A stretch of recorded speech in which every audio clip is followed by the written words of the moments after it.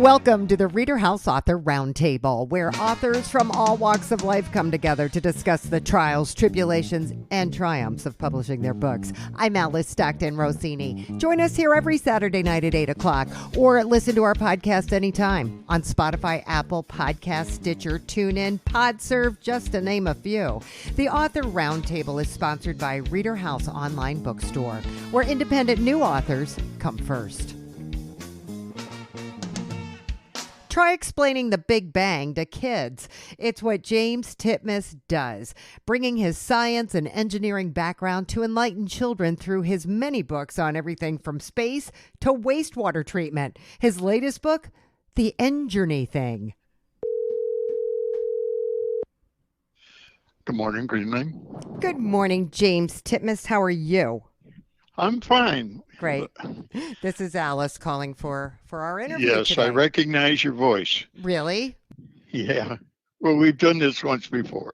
This isn't our first rodeo, is it, James? Your newest book is The Enjourney Thing. Well, the Enjourney Thing, it's the most current one that's out for marketing. It's about a family discussion night when everyone in the family can talk about their concerns in a confidential setting. And the children come to understand that they are allowed to question things that bother them. And it teaches about a mutually supportive extended family, several generations that live together in their home. They learn parents and grandparents can be a library of knowledge for them, which is something that might be missing these days. But on that particular evening, the children were bothered by the teachings. They heard about a big bang or explosion that was causing the heavens to keep flying apart. And this is about the stars and galaxies, their energy, their light, and their movements, that sort of thing. It seems a little complex, but children get stories that are just like the tip of the iceberg. They sometimes want to go a little bit deeper. But more to the point, the book talks about there may be more than one explanation for what they see. They could see the result or the effect, but may not understand what's causing those things. The relationship part ventures into what's called cause and effect. And the interesting thing, the children are taught that one of the things they hear about that light rays are known to bend around stars and possibly galleries too. And they learn that there can be questions without an answer. It's that bending, just gravity or mass or velocity or distortion of time or magnetism, electric charge, maybe a combination or some of all of those things. They come to appreciate that light is an amazing thing and it can travel for 1 billion years and still form an image. As people don't really think about that sort of thing, but if there's a question in a child's mind, that would be the time to try to consider some answers. And specifically, to teach children that there can be more than one explanation, and there can be alternate things that they might want to be able to consider. People have studied and presented their ideas about things in science and engineering for years, and there can be more than one idea.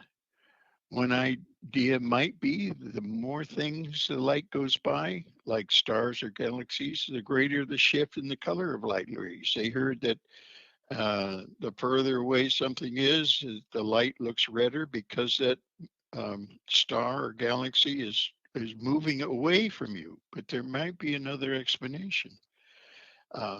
That they can change light rays by going around a mass, just like a light ray gets bent. And internet checks, if we could see beyond, the question that the children ask, if they could see beyond the beyond, way, way out, further than we can see now, they might find that something has shifted even further than red. And then it's not really the edge of the universe, or something might be further out there, deeper and deeper. It may even be heat rays, or it may have turned to even microwaves or something like that. That seems kind of complex, but still, young people have all kinds of questions, and they seem to pop up all the time. And you like explaining things to children, don't you? We try to put it in words that they might understand, but I think the most important language is and important teaching is that they understand that don't just take one solution. a lot of those things are theories, and theories change from time to time. I've seen many theories in my lifetime that have changed 180 Right. degrees, and then people stop, and then they change in their mind again, and then it's something else that's causing Right. it, and this sort of Right. thing. Just when you think you know, you don't know. Right? Well, that's part of the focus. In the book itself, they talk about, the grandfather talks about the fact that there's some things that he doesn't know. And sometimes the children need to learn that it's important to know what you don't know. And there's nothing wrong with saying, I don't know. Um, and there's nothing wrong with saying, what's your idea? Or what are the other possibilities? Because there may be a lot more than one. Um, Yeah, the other things that they talk about, things like the light travels at 186,000 miles per second, and that sounds like it's incredibly fast. But if you consider how large the universe is, in this book, the grandmother says, well, given the distances involved, light should really be considered a slow pokey. If it takes 100 million years to just go by one galaxy, it must be incredibly slow. But where we are, 186,000 miles a second sounds like it's incredibly fast. Like even electricity travels that much. And when one of the boys asks, "Well, if the electricity goes back and forth, how many times does it go back and forth from our house to the power plant?" And it goes like, it's not in this particular story, but it may go back and forth 1,000 times every second. So um, numbers and things that seem out of place or seem like strange, they have to be considered in a relative fashion. For instance, the thing that's so difficult to understand, the effect on the light ray would have to be even a small iota of a force that is causing the light to bend. If it has 100 million years to get past a galaxy, that's a lot of time for even a small amount of force to actually make a difference. Being able to say, I don't know for sure, it's not a bad thing. In the books, on the website, JBJ, that's the letters, jbjbooks.com. And one of the children's favorite question in almost every book is why? Why are things the way they are? Why do such things happen? And frankly, I hope the children never stop asking, is they need to reach out and study the business of cause and effect and that kind of thing. The engineering thing kind of delves in or uses this business of the Big Bang. I mean, you tell the children there's a big explosion, the universe is flying apart.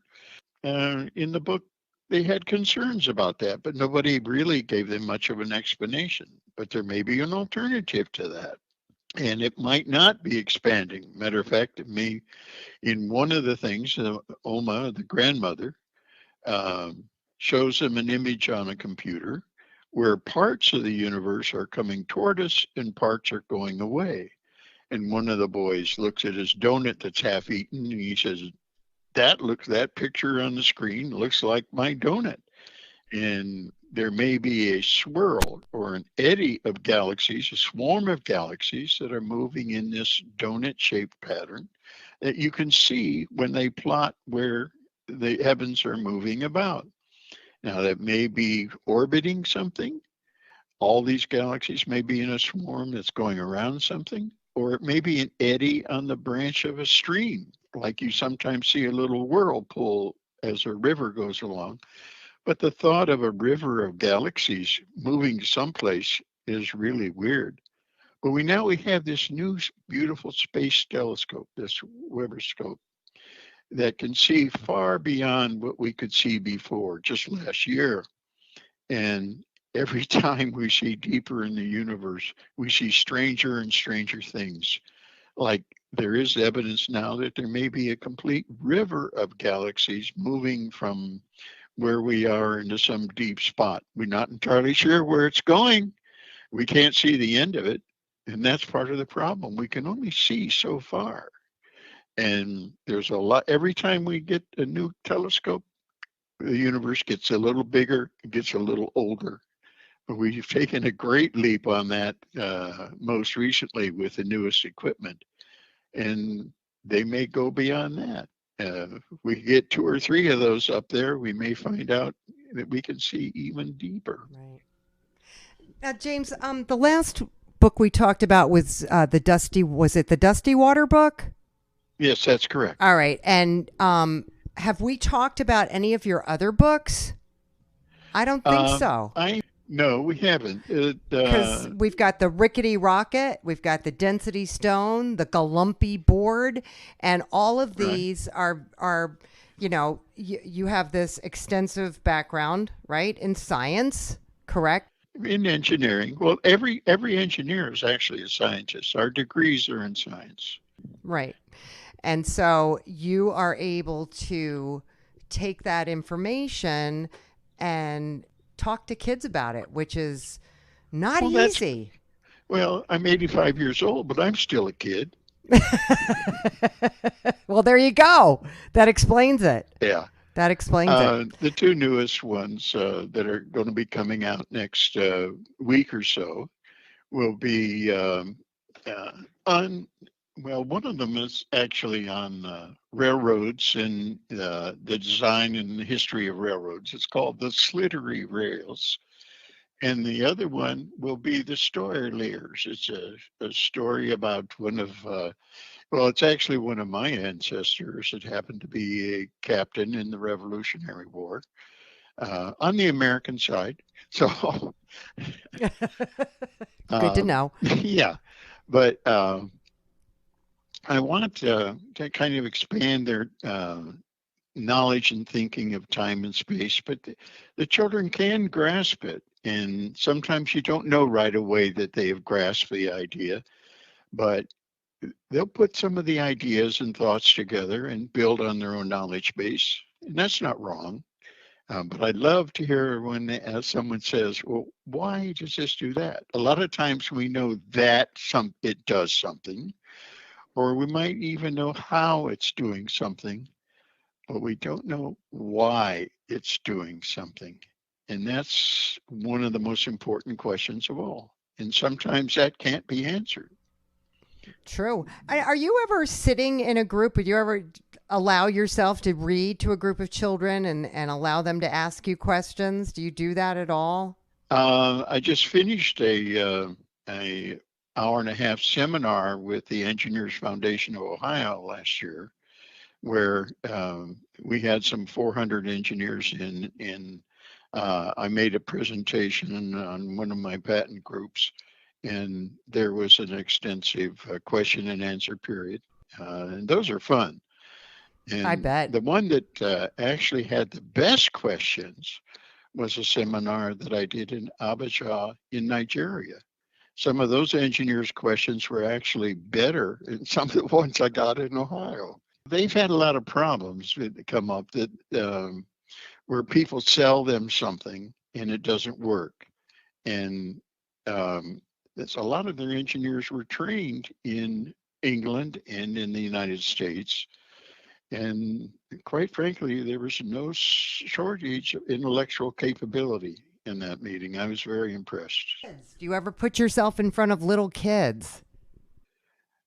Not in a group-like setting. I have done a few visitations at high schools, but those boys and girls are 16, 17, 18 years old. That's different than talking to a group that is, say, between, say, 6, 7 years and 12 years, that age group. But they're fascinating to work with if you can, but I don't have any pictures of that. Well, you know what? All people have to do is go to your website at jbjbooks.com and they can see all of your books and they can hear your interviews too. So that's awesome. Yeah, we're putting them online. The video ones are a little complicated because they run some 280 megabytes, which is a big file for the thing. But some of my lectures and Q&A with The engineering groups, the engineering foundation, are on a different website.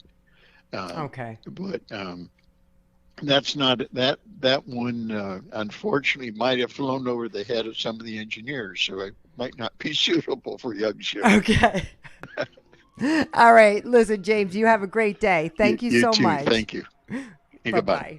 Darryl Baker has fulfilled a lifelong dream and embarked on his desire to bring people together with his first published book, The Fish and the Frog Who Gets the Log. Hi, Darryl Baker. How are you?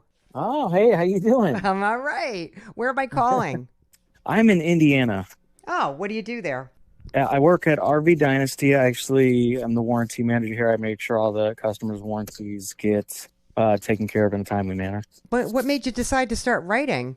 That's actually childhood dream. I mean, literature has been, I've been a fan of literature, and I've always a healthy writer since I can remember. I mean, even I hated school in general. I didn't want anything to do with school, math, couldn't stand it, science, I strayed away from it. But as soon as an English class would hit and a writing assignment was there, I mean, I was the only kid in third grade writing 3 or 4 pages. When did you decide it was time to write a book? College. And it honestly, it started as an assignment. The English teacher gave us an assignment that basically was like, she gave us free range, but she said at the same time, I want you to give it some moral, make it about yourself, and take it, let your imagination take over and go from there. How long ago was that? That was about 10 years ago, a little over 10 years ago. So with that, and whenever somebody tells me to write something, I really take it to heart. And I think in my brain, I hold on to that a lot longer, and I put a lot more thought than most people. So I slept on it, and I had a dream about what would happen, if a fish and a frog were to adventure away from their homes, and what troubles they would have, how they would overcome those troubles, how would they get help through those troubles, and how could they work together. And I have 4 kids, so, that kind of a topic is really important to me. And that's where I woke up and I laid it out in about 2 or 3 hours. I literally wrote down my dream. After you had 4 kids or back in college? Oh, this is way after 4 kids. I mean, I have. So you got this idea in college, but you didn't really dream about it becoming a reality until fairly recently. No, after my college teacher read it, because I turned in the assignment, I never thought of it about it being a book. And I turned it in. I laid it out like a book. But when I turned it in, she came up to me and she was like, look, if you don't get this published, then that's your fault, because this needs to be on the shelf. And that's what gave me the idea to make the book. I never thought that I could be an author. I never, who would have thought? So that's when I started looking into it, and, it's unrealistically hard to find a publisher that you could trust. Oh, okay. So you went through this whole process 10 years ago. You got the idea, Yes. You slept on it, you woke up, you laid it out, and it's taken you this long to get a publisher? It hasn't taken me this long to get a publisher. Finding the publisher was quite easy once I really dug my heels in. A lot of what stopped me was fear. Yeah. Sometimes I can be my own worst enemy. Yep. And, you start to think, because this is my baby. I wrote this. I put my heart into it. I really care for this more than a lot of people would actually understand. Like, I hold my books in my hand and I'm like, I did this. And then you start getting into your head. You're like, well, what if everybody hates it? What if nobody buys it? What if they start reading it and they're like, ew, oh, I can't believe, oh, well, I guess it was a good job. So I'm like, no, I can't do it. I can't do it. And after a while, my wife was like, look, you either just get it done or don't. You got to make the choice.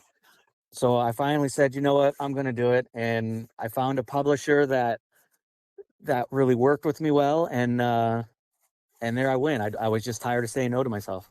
That's great. That's great. What's the story? Can you give me a little idea? So the title of the book is The Fish and the Frog Who Gets the Log. And it's basically about a story of a fish and a story of a frog who both leave their parents' nests. They venture off on their own through the pond because they want to find their own homes. And throughout their travels, they keep running into different issues. The fish will find this home, the frog will find this home, but there's always either somebody moving there or living there, or either way, it just doesn't work for them. It might be too shallow for the fish, might be too deep. There's always some kind of obstacle that's stopping them from choosing that as a home.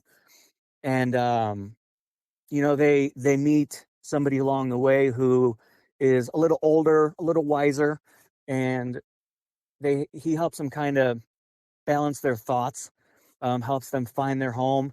There's another obstacle, weather is an obstacle and everything like that. So he basically teaches them how to use that as an advantage.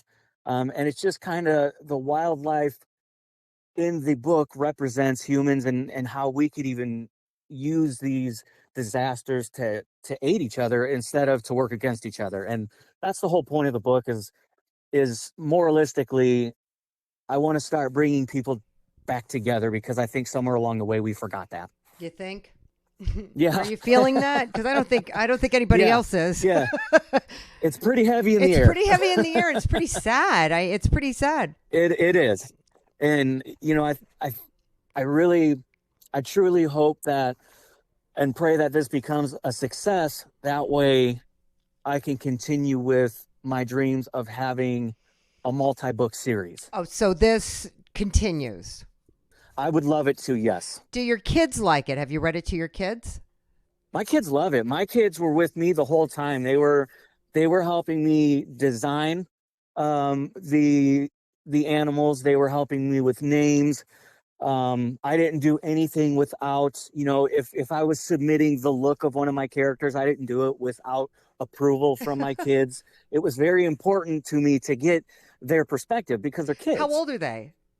I've got a wide range of them. I go anywhere from 9 to 20. 9 to 20. Very good. Yeah. Wow. Good for you. So they were all involved on this. So were they able to, tell their friends? And I'm currently my 9-year-old. It was funny because my 9-year-old went up to the librarian and he said, "My dad wrote a book. You should put it in this library." That's great. He's an author. Everywhere he goes, we were sitting, I remember my two sons and I were, I took them out to lunch, and we were sitting there, and a lady at the table, or one of our waitresses, had purchased about 6 of them, one for each of her grandchildren. And she came up to me and, she asked for an autograph. So I signed the books, and she was asking me a lot of the questions, if I'm going to make any more. And my 9-year-old kind of, when the opportunity came to speak, he goes, "I'm so proud of my dad." And it's just moments like that. It's like, man, what a right decision to make in life. Yeah, for sure. For sure. You want your kids to be proud of you. Yeah. Of course. That's the best feeling in the world, is when your kids look at you and say, "My dad did that." Are you able to go into their schools and read it to their friends, or, how are you getting the word out? I want to start. I'm actually still. So again, comes the fear thing. So where I'm trying to work around my fear to get over that.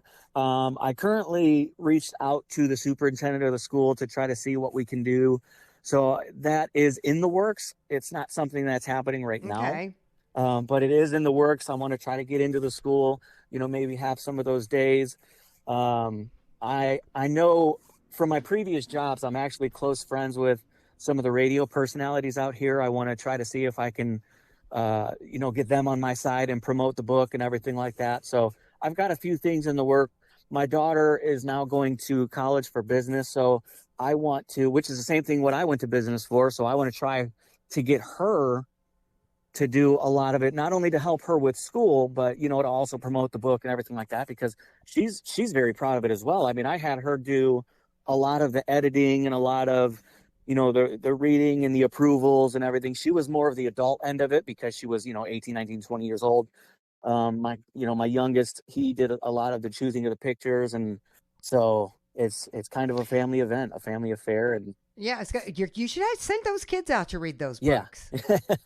There you go. There you go. Then you don't have to worry about Right. it.